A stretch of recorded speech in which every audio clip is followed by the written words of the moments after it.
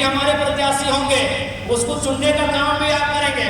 हम तो बोल ही दिए हैं कि भाई जनता का फीडबैक से वो ऊपर ही होगा। देखिए हम लोग एक नई क्रांति लेकर आए हैं।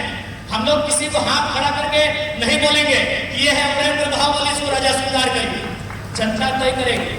हमारे 8 प्रत्याशी में शायद 6 तीसरे नंबर पर रहे हैं कि नहीं, यानी स्वराज का तीसरा विकल्प हम बनने जा रहे हैं। एनडीए इंडिया के बाद हम तीसरा विकल्प स्वराज का बनने जा रहे हैं। एनडीए को आपने देखा, आप और हम नारा लगा लगा के जिंदाबाद कर करके सर पटक पटक के मर जाइएगा, नहीं बदलेगा। ये राज तभी बदलेगा जब एक आम व्यक्ति का चेहरे में बदलाव होगा। हवा पानी बदलने से राज नहीं बनेगा। ये राज नदियों के लिए अलग नहीं हुआ है, ये राज पहाड़ों के लिए अलग नहीं हुआ है, ये राज इंसानों के लिए अलग हुआ है।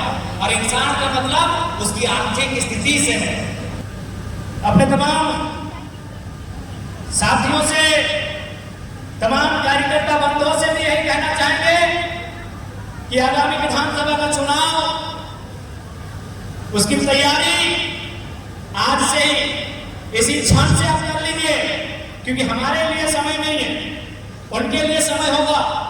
क्योंकि उनके पास बड़ी बड़ी अतिथियां हैं, उनके पास बड़े बड़े लोग हैं, हमारे पास जो भी आप हैं। इसलिए हमारी तैयारी आज से होनी चाहिए, हमारी तैयारी आज से होनी चाहिए। जिस प्रकार आपको याद होगा नेटवर्किंग में कोई लोग जुड़ते हैं, उसको बोलते हैं कि तुम 23 घंटा अपने लिए काम करना, 1 घंटा कम से कम 4 लोग कन्विंस करना। तो हमारी तैयारी आज से है। आप जिससे भी बात करें, टेलीफोन में अपनी माता जी से बात करें, अपने भाभी से बात करें, लेकिन लास्ट में जरूर बोलिएगा कि बार गड़बड़ ना करिए, लोकसभा में जो ढला ढला विधानसभा में आज से। चूंकि भले आज आपको लग रहा है कि नहीं, ये जुलाई, अगस्त, सितंबर, अक्टूबर आपको हाथ में लग रहा है 4 महीना। यकीन मानिए, जैसे जैसे चुनाव नजदीक आएगा, हम अपना एक्सपीरियंस बता रहे हैं गिरिडीह लोकसभा का, आज भी हमको मलाल होता है कि काश तो 10 दिन हम अंडरग्राउंड हो गए थे, अगर बाहर होते तो हजारीबाग को भी और अच्छा करते और गिरिडीह को हम जीत जाते। कि हमने पाया कि जिन जिन क्षेत्रों में मेरा वोट नहीं था, अगर उन गांवों में हम जा रहे थे, बुजुर्गों का आशीर्वाद ले रहे थे, लोगों से मिल रहे थे, मेरा हर एक बूथ में वोट आया। जबकि वहां हम लोग सोचे नहीं थे, हम लोग सोचे थे कि नहीं ये बीजेपी का कोर वोटर है, ये फलाना पार्टी का कोर वोटर है, ये लोग तो टूटेंगे ही नहीं। लेकिन वो इंतजार कर, और देखिए जो भी हमारे प्रत्याशी होंगे उसको चुनने का काम भी आप करेंगे। हम तो बोल ही दिए हैं कि भाई जनता का फीडबैक से वो ऊपर ही होगा। देखिए हम लोग एक नई क्रांति लेकर आए हैं। हम लोग किसी को हाथ खड़ा करके नहीं बोलेंगे कि ये है अमरेंद्र बाहुबली इसको राजा स्वीकार करिए, जनता तय करेगी।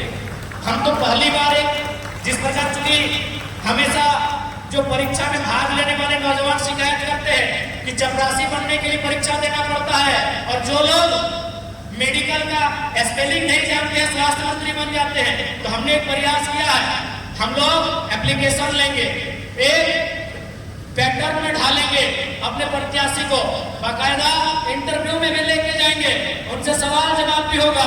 तो इसलिए हमारे जो भी नेता आएंगे आपके बीच से आएंगे, आपकी राय शुमारी से आएंगे, आपकी रजामंदी से आएंगे।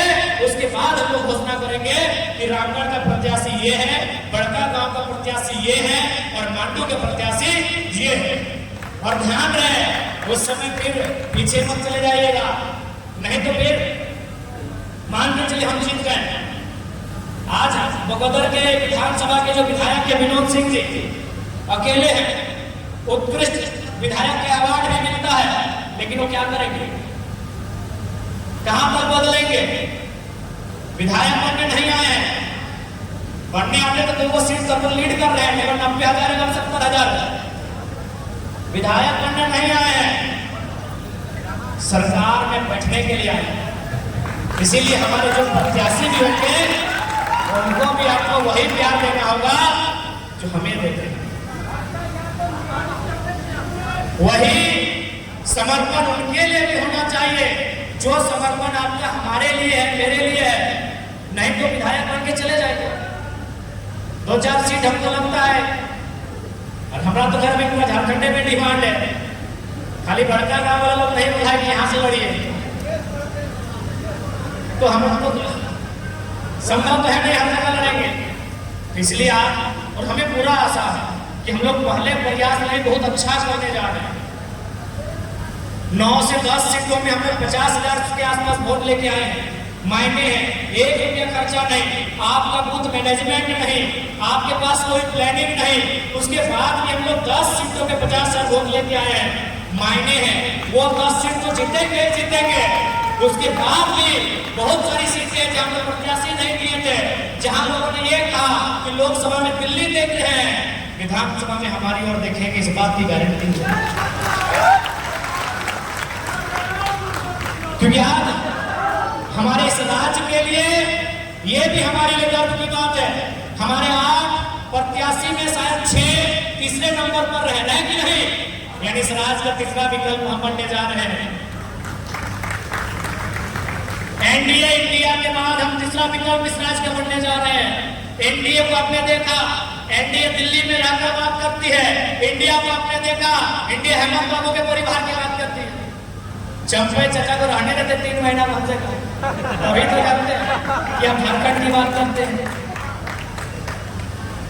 एनडीए को भी आपने मौका दिया, इंडिया को भी आपने मौका दिया, आप नौजवानों को मौका दीजिए जो झारखंड को चारागाह बनाने वाले, झारखंड को लूटखंड बनाने वाले, उनसे आम मिला सके और इस राज्य के लिए नियम बना सके, पॉलिसी बना सके, ऐसे युवाओं को मौका दीजिए। पॉलिसी बनाना कोई कठिन काम नहीं है, ये बनाना नहीं चाहते हैं, ये बनाना नहीं चाहते हैं, क्योंकि इनको भी मालूम है इनको चंदा मिलता है, इनको चंदा मिलता है, ये सबको मालूम है। ये अगर पॉलिसी बना देंगे तो जिनसे चंदा लेते हैं उनका हाथ कट जाएगा, इसलिए पॉलिसी बनाना नहीं चाहते।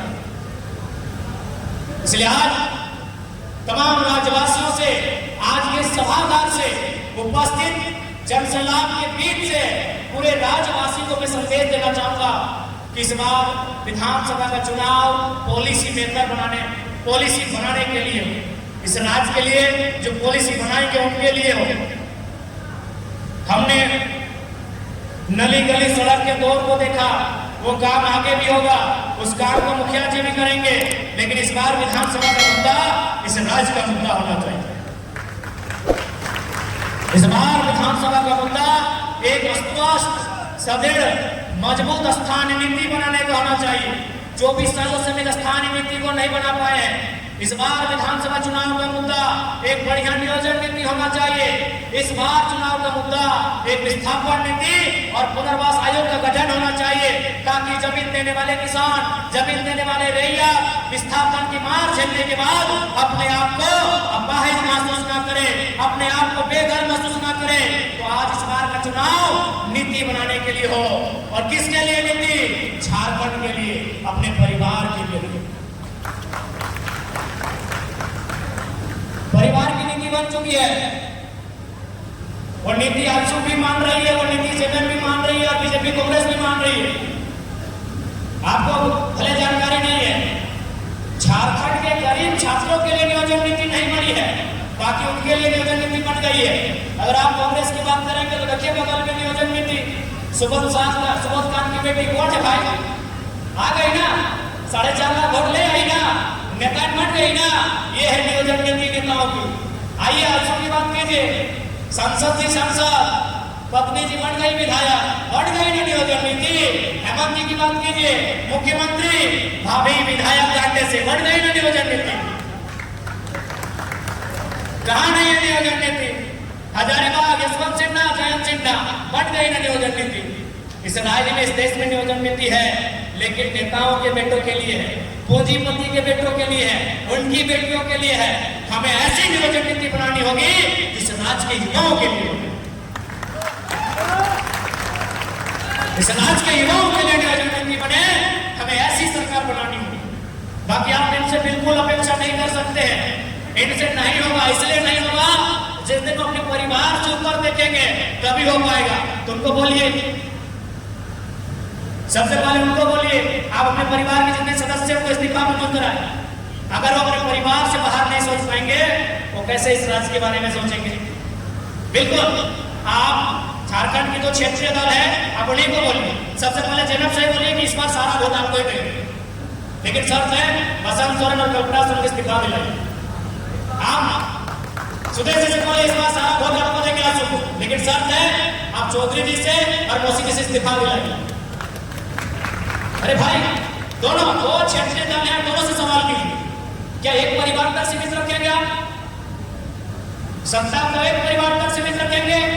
संसाधनों को एक परिवार तक सीमित रखेंगे या संपत्ति को एक परिवार तक सीमित रखेंगे? इससे बाहर आना होगा। जब तक आप इससे बाहर नहीं आएंगे समस्याओं का समाधान नहीं होगा।